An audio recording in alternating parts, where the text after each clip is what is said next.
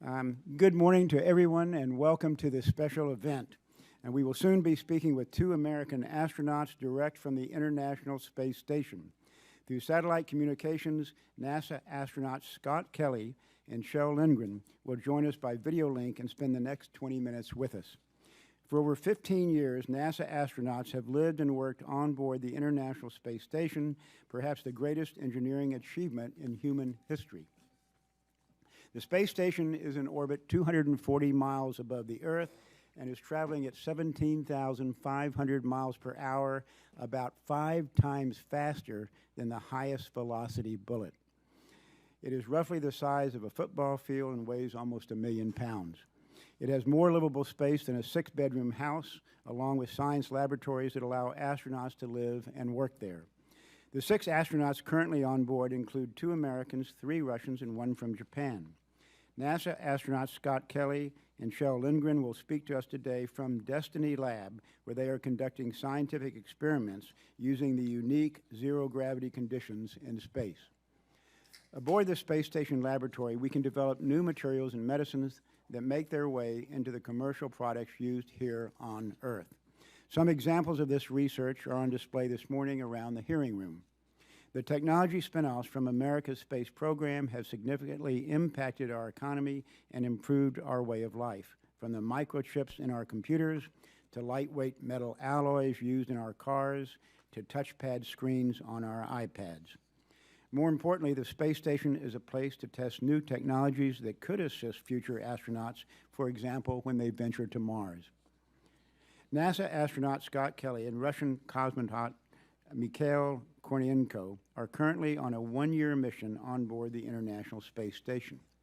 A veteran of 3 space flights before his current mission, Scott Kelly holds the record for the most time any American has spent in space. As of today, he has been in space a total of 430 days. We also will be speaking with Dr. Kjell Lindgren on board the International Space Station. He is a medical doctor who joined NASA in June 2009, and he is on his first space mission. Astronauts serve as role models who inspire students to study science, math, and engineering. They also appeal to all generations and entice us to seek answers to timeless questions about life, our existence, and the meaning of it all. To that end, I am told that NanoRocks, one of our exhibitors this morning, is announcing a new educational initiative today in conjunction with this event. Dream Up will be a new company dedicated solely to educational space research that leverages NanoRocks' expertise in providing hands-on experience for students in getting their experiments into space. We also greatly thank NASA and the Johnson Space Center for helping us set up the downlink today, and also the Center for the Advancement of Science and Space from Florida's Space Coast for showcasing their work here, too. I now recognize the ranking member, Eddie Bernice Johnson from Texas, for her opening statement. Thank you very much, Mr. Chairman, and good morning to all. I look forward to this morning's downlink and the chance to hear from our NASA astronauts about life aboard the International Space Station and the challenges and opportunities they face. As you know, last month we celebrated the 15th anniversary of continuously occupying the International Space Station. I want to again congratulate NASA and its partners on this significant accomplishment. The space station is playing a critical role in advancing scientific research, preparing for future human spaceflight initiatives, and inspiring the next generation. I wish more of our young people could see the wonderful exhibits in this room. I have no doubt that they would be inspired to develop their own science projects that might one day fly on the station. Mr. Chairman, realizing our dreams to send humans beyond low Earth orbit and eventually to Mars and back will depend greatly on the research we conduct on the space station. As you just said, Commander Scott Kelly is spending a year living and working aboard the International Space Station to help scientists better understand how the human body reacts and adapts to the harsh environment of space. This is but one example of the ways in which the International Space Station provides a unique environment for research. Yet, As we heard at the hearing, a space subcommittee held a few months ago on an operational challenges facing the space station, keeping the station a productive orbiting facility is not easy. The recent cargo resupply mission failures are stark reminders of the risk and challenges that NASA and its partners face in operating and maintaining the station. That is why we must never lose sight of why we are making our national investment in the space station in the first place. We need to ensure that for however long we're able to operate it, we can do so in a way that maximizes its productivity and its contribution to cutting-edge research. The astronauts we will hear from in a few minutes are on the front lines of that endeavor, and I look forward to hearing from them. And I thank you and yield back. Thank you, Ms. Johnson. A couple of ground rules here, or suggestions. Each side is going to have a total of 10 minutes, so we will be keeping track of that. And I'd like to encourage members to limit their questions, if possible, to 30 seconds so that we'll be able to squeeze in as many questions as possible. Typically, the astronauts will use up a minute or two in their responses. Also, a little bit of a reminder, it takes several seconds for our questions to get to the space station and for their answers to get back to us. So that when you get ready to ask a question, push the button in front of you that makes your mic go live, but wait a couple of seconds before you start your question, and then when you finish, push off the button so the astronauts don't get any feedback. So things are a little bit in slow motion. It takes 2 or 3 seconds for the sound to be transmitted to the station and to receive it back. That's about it. Without wanting to embarrass anybody, just so everybody knows what I know, my eyes are going to be on the gentleman to my right in the corner with the blue sweater vest. He is going to give us a 5-minute warning and a 1-minute warning. And so as soon as we get the signal, we're not yet to 5 minutes, but we are going live with the downlink, we believe, at exactly 10:15, and we'll be live from 10:15 to 10:35. So we've got 5 minutes or 6 minutes now. I hesitate to have open mics, but if anybody has anything they must share, now would be the time to do so. Okay, this is the quietest members of Congress have been in a long time. Yes, the gentleman from Virginia, Mr. Byron. Thank you, Mr. Chairman. I'd like to announce that in the audience today are members, students from St. Thomas More Cathedral School in my district here in Northern Virginia. And they're here because they spent the last couple of years developing their own CubeSat, which will be on a future mission to the space station. Oh, excellent. It will be deployed in low Earth orbit with 2 cameras and radio, and schools around the world will be able to download the data, the photos, from these students' projects. So excellent. They were just in a science fair. They were the only elementary school in the science fair. Why don't we ask them to raise their hands? Yeah, if they, yes, you can stand up and wave. Okay.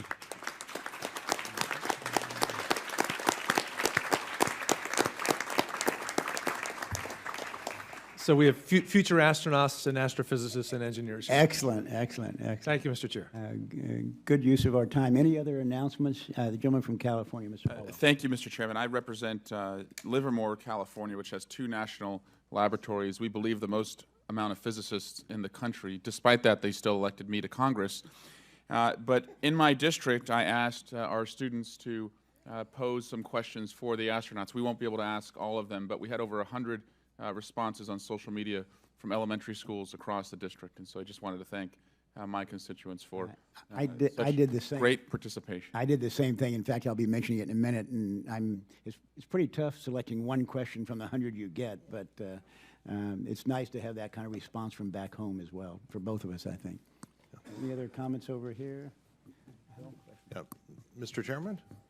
The gentleman from Illinois, Mr. Foster. Yeah, we did the same in the Illinois 11th District, and the good folks at NASA saw fit to retweet our announcement from their main ISS website. As a result, we were inundated with requests for questions from all over the world, in places like Madagascar and you name it. And unfortunately, we're having to restrict the questions that I'll be asking only to those students in the Illinois 11th District. I totally, totally understand. But again, nice to see the interest regardless. We should have gotten a 5-minute warning, not yet? We did get a 5-minute warning, okay. Maybe give us a 3 and a 1, just so we won't get caught off guard here. Mr. Chairman. Yes, the gentleman from Colorado. Thank you. I'd just like to acknowledge gentleman Dr. Z from University of Colorado, who is here today. He has one of the displays over there, and as you guys all know, I love to brag about my state, and I'm going to get to ask a question of Dr. Lindgren, who went to the Air Force Academy, Colorado State University, and the University of Colorado. So we're very well represented here today. Excellent. Okay, good to know. Where is he again? If he is there. Okay, great.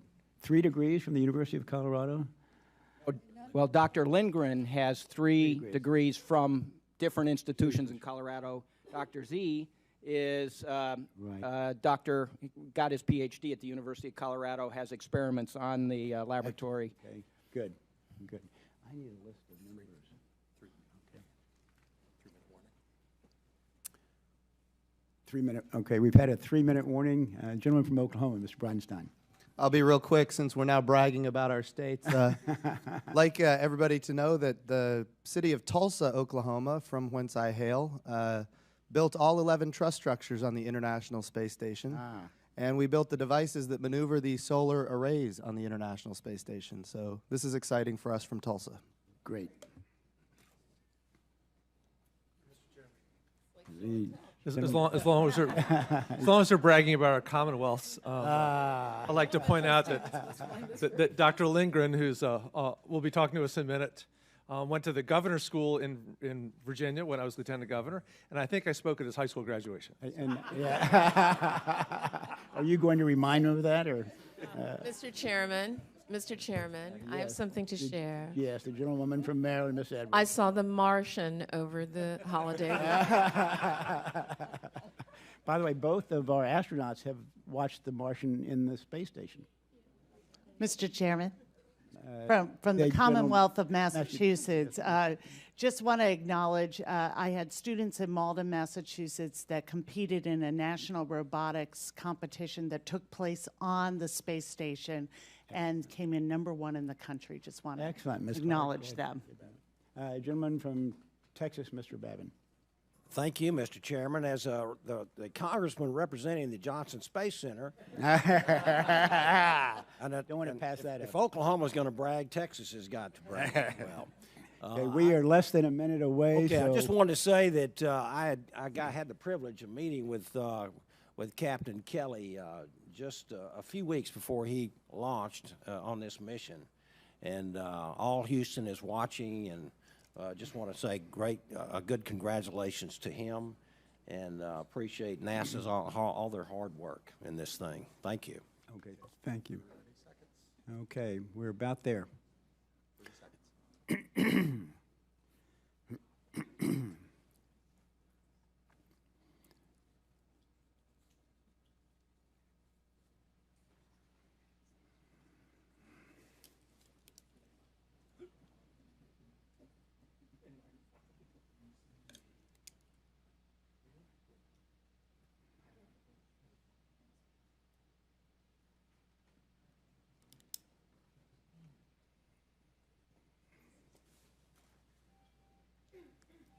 Station, this is Houston. Are you ready for the event?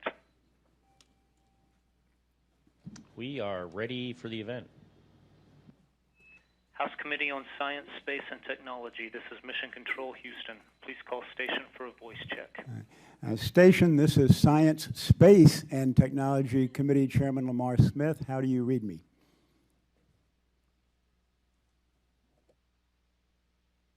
We read you loud and clear, sir, and welcome aboard your space station.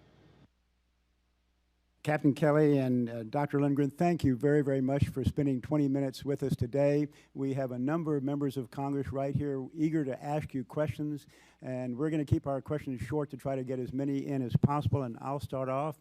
I had a number of questions submitted by schools and students back home in my congressional district in Texas. I selected one from the Winston School in San Antonio, and that question, just to be directed to both of you, is what should students study if they want to work for NASA or become an astronaut?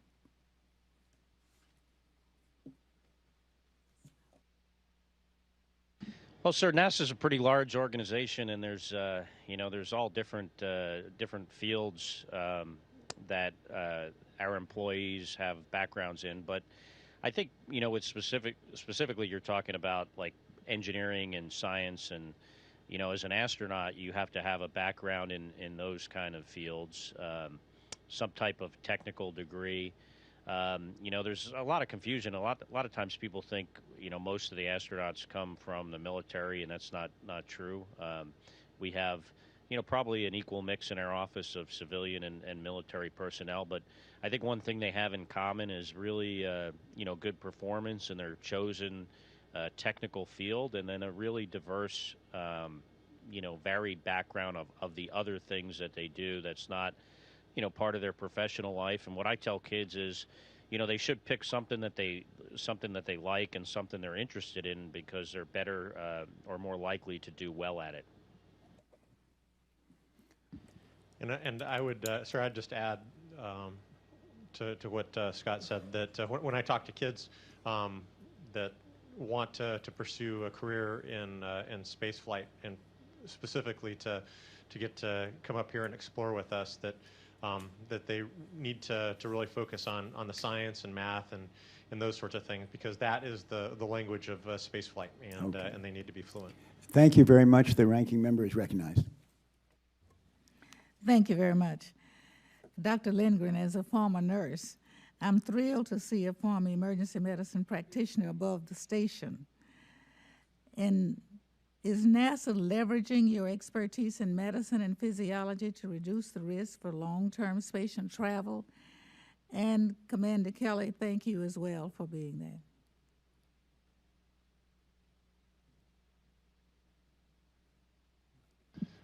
Thank you for that question, ma'am, and thank you for your service as a nurse. I think that NASA, when we were selected, we definitely take individuals from a variety of career fields, and so I feel very fortunate to represent the biomedical and healthcare professions in the astronaut office.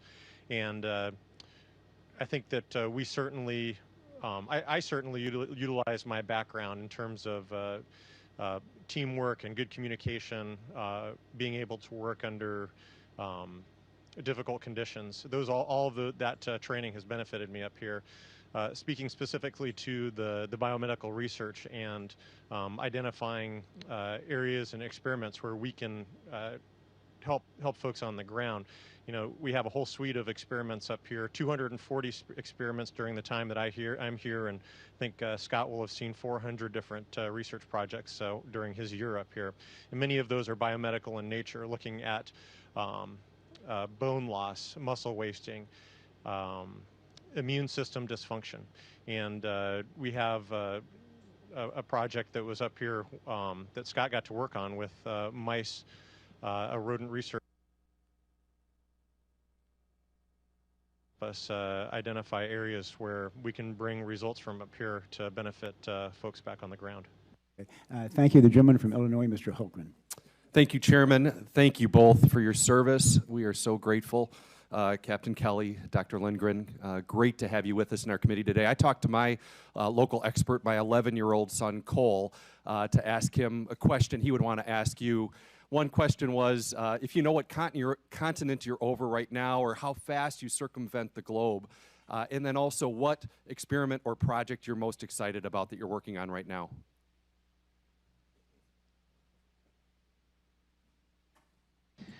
So right now we're over the southern part of South America, and we're heading across the Atlantic and soon to be over southern Africa and then up into Europe. And it takes us at 17,500 miles an hour. It takes us 90 minutes to go around the Earth one time, so we're going pretty fast.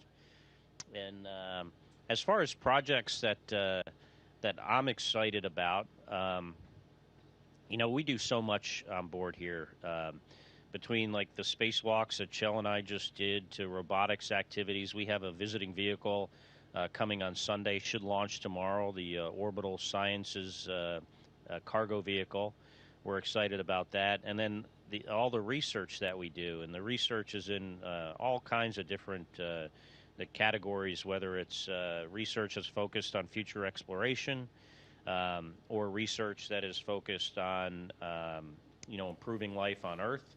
And, both of those are in all different kinds of disciplines, whether it's medical stuff or, for instance, the life support system here and how we, replenish the environment of oxygen, scrub it of carbon dioxide, create water from our urine, use that water to produce oxygen, is something that's very important for exploration. And for me, all that stuff is exciting in different ways. But I think, the one thing that excites me the most for this particular flight is the idea of being up here for a year and expanding the envelope about, how people can live and work in space for longer periods of time, because that's what it's going to take, understanding that better for us to travel further from our planet and hopefully one day go to Mars.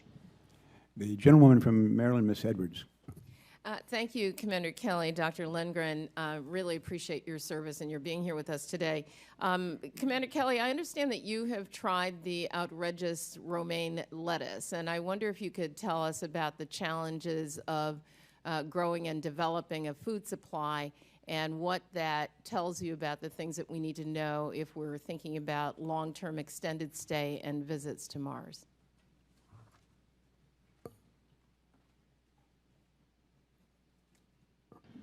That's a tough question you ask. I mean, I'm not, I don't quite understand the logistics train of going to Mars and at what point it's more efficient to grow your own food. Exactly the point where it's more efficient to grow your own food with the resources you need to do that versus maybe pre-positioning food there. But, with the food we had on board here, it besides the nutrition and the freshness of it, there are other things that it does provide. I mean, we live in an environment here now that is just pretty much devoid of life except for us. So, there's the nutritional aspect of it, but also there's the psychological aspect about having something else, green up here that's living, that we can take care of, that we can see grow, and that we can, utilize later as food. Right now we're growing flowers, actually, and, obviously we're not going to eat those, but, it's to demonstrate our ability to grow something else and also to see, what effect that may have on us from a psychological standpoint. One of the things I really miss up here, besides, human contact and my friends and family on Earth, which is pretty much the number one thing I miss, is the ability to be outside and to experience nature. And I think having a ability to grow, whether it's something you're going to eat or something you're going to look at or something that's going to help replenish our atmosphere that we require for life, is something that's very important. And I think it does have a definite place in the future and our journey to Mars. The gentleman from Oklahoma, Mr. Bridenstine. Thank you, Mr. Chairman, and thank you to our astronauts. I wanted to ask a question. There's a growing concern among members on this committee about the orbital debris problem that's in low Earth orbit. And I wanted to ask a question about some of the precautionary measures. I know that they're remote and the probability is low, but can you share with us what your precautionary measures are and also how often they occur and if it impacts your ability to do your work on the space station?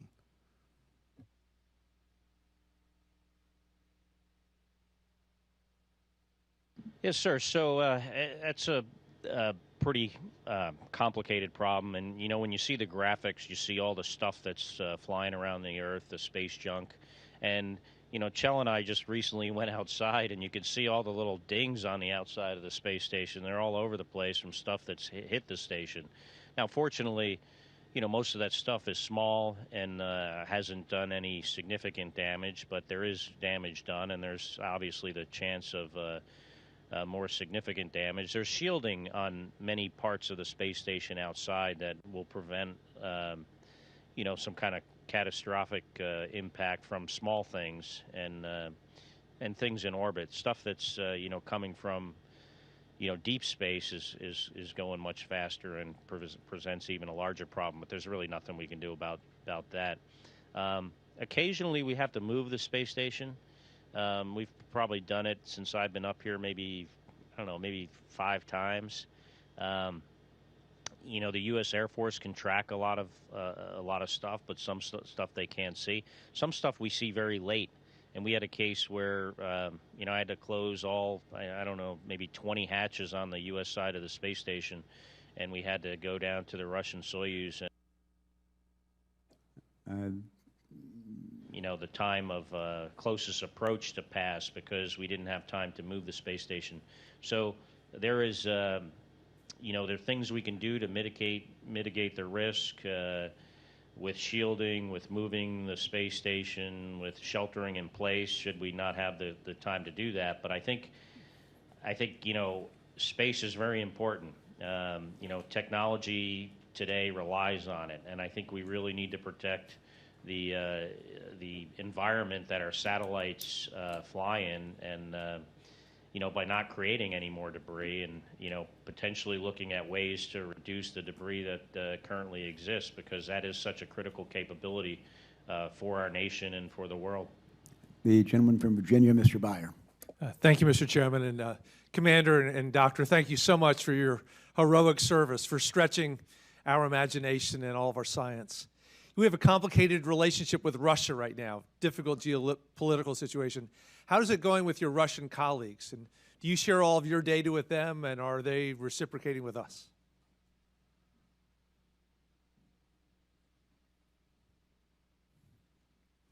Yeah, so, you know, Russia's really been a great partner for us on this space station, and that's one of the things that is great about this program.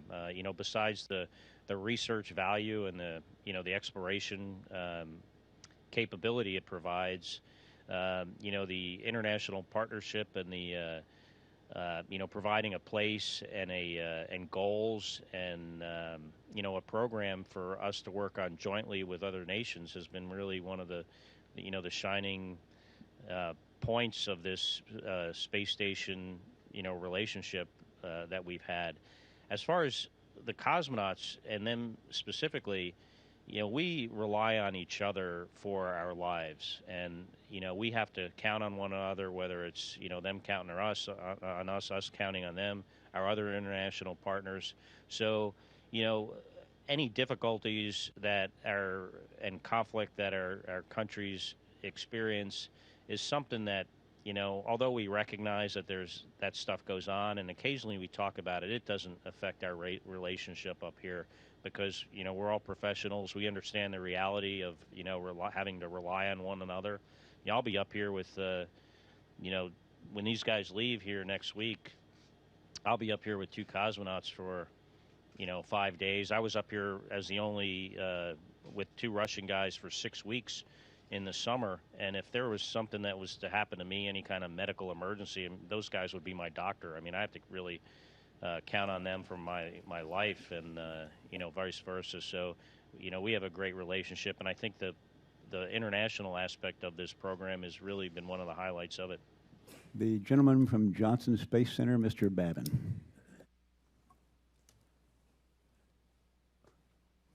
This is Dr. Brian Babbitt, and you and I met, Scott, just a few weeks before you launched. We had a great visit at Johnson Space Center. I got to talk with Dr. Jeff Davis, who was doing some of the experiments and the comparisons between you and your brother Mark. And I am a dentist, and I try to. I still have a great interest in my profession, and I wanted to find out. I know your partner. I just wanted to thank him too as well, Dr. Lindgren. Lindgren, I appreciate your service. I wanted to ask you, both of you, what your oral health situation is, and also your general health from your long-term exposure to weightlessness and zero gravity. And have you had any situations where you've had a problem there, and do you have any long-term concerns about that? And again, thank you so very, very much.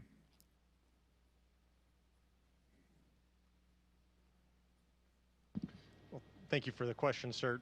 You know, the philosophy of our medical care system is really one of prevention and identifying the healthiest people possible to select into the astronaut office.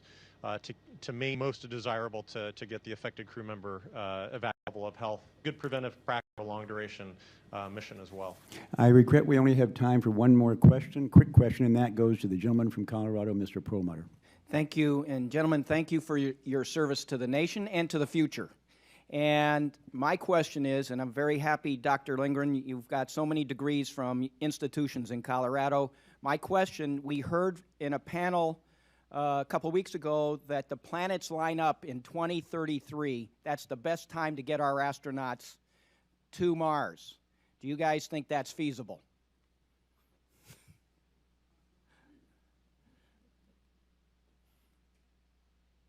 Well, I think, I personally think it's feasible. You know, there's still things we need to learn, but I think we've learned a lot from this space station and our experience in space. And I think, you know, the long pole in the tent, so to speak, for going to Mars is the, you know, the support of, you know, the nation, the support of our representatives in government, and of course the money. I mean, it's expensive, and we have, you know, different priorities. But I think it's a trip that is, you know, is worth the investment. I think there are, you know, there are things tangible and intangible we get from investing in space flight, and I think Mars is a, you know, a great goal for us, and I definitely think it's achievable. Captain Kelly and Dr. Lindgren, we're out of time, but we appreciate the 20 minutes you have spent with us today. We certainly wish you well and look forward to your safe return to Earth. Thank you all again.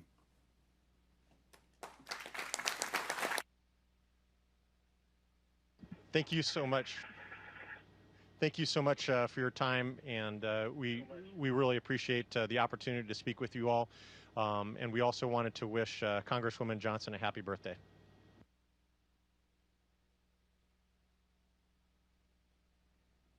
Station, this is Houston ACR. That concludes the event. Thank you.